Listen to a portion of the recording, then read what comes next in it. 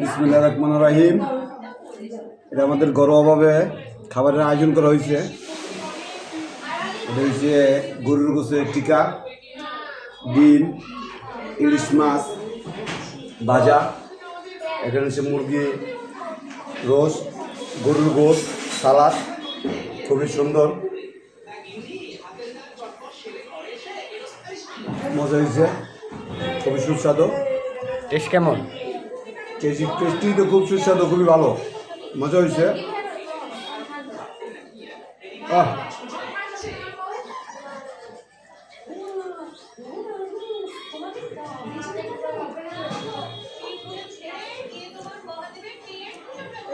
ইলিশ মাছটা দিয়া,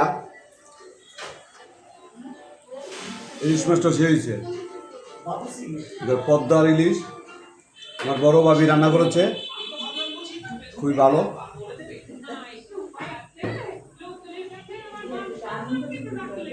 এটা আমাদের ঘরোয়া রান্না হয়েছে,